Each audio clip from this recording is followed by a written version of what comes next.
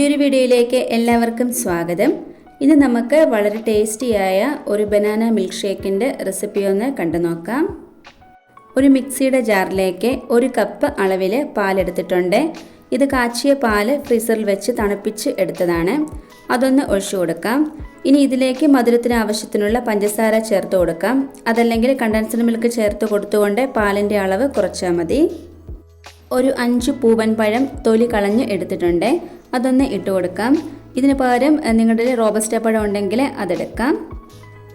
ഒരു 5 പൂവൻ പഴം തൊലി കളഞ്ഞ് എടുത്തിട്ടുണ്ട്. അതും കൂടി ഒന്ന് ഇട്ട് കൊടുക്കാം. ഇതിന് പകരം റോബസ്റ്റ പഴം നിങ്ങളുടെ കയ്യിലുണ്ടെങ്കിൽ അതെടുക്കാം. ഇനി 1 സ്കൂപ്പ് വാനില ഐസ്ക്രീമും കൂടെ ഒന്ന് ഇട്ട് കൊടുക്കുന്നുണ്ട്. ഇതിലേക്ക് നട്ട്സൊക്കെ വേണമെന്നുണ്ടെങ്കിൽ ആഡ് ചെയ്യാം.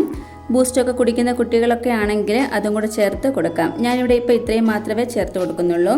ഇനി ഇതിലേക്ക് 1 കപ്പ് അളവിൽ തന്നെ പാലും കൂടെ ഒന്ന് ഒഴിച്ചു കൊടുത്ത് നന്നായിട്ട് തന്നെ ഒന്ന് അടിച്ചെടുക്കണം.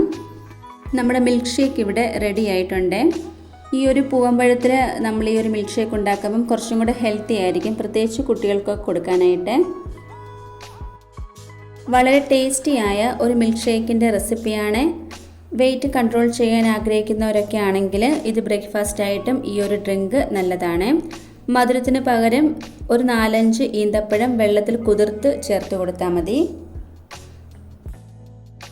വളരെ സിമ്പിളായിട്ട് ഉണ്ടാക്കിയെടുക്കാൻ പറ്റിയ നല്ലൊരു ഡ്രിങ്കിൻ്റെ റെസിപ്പിയാണ്. എല്ലാവരും ഇതുപോലെ ഒന്ന് ട്രൈ ചെയ്ത് നോക്കണേ. നമ്മുടെ ഇന്നത്തെ ഈ ഒരു ബനാന മിൽക്ക് ഷേക്കിൻ്റെ റെസിപ്പി എല്ലാവർക്കും ഇഷ്ടമായി കാണുമെന്ന് വിചാരിക്കുന്നു. ഇഷ്ടമായിട്ടുണ്ടെങ്കിൽ ലൈക്കും കമൻറ്റും സബ്സ്ക്രൈബും ഒന്നും ചെയ്യാൻ മറന്നു പോകരുത്. അടുത്ത വീഡിയോയിൽ കാണാം. Thank you.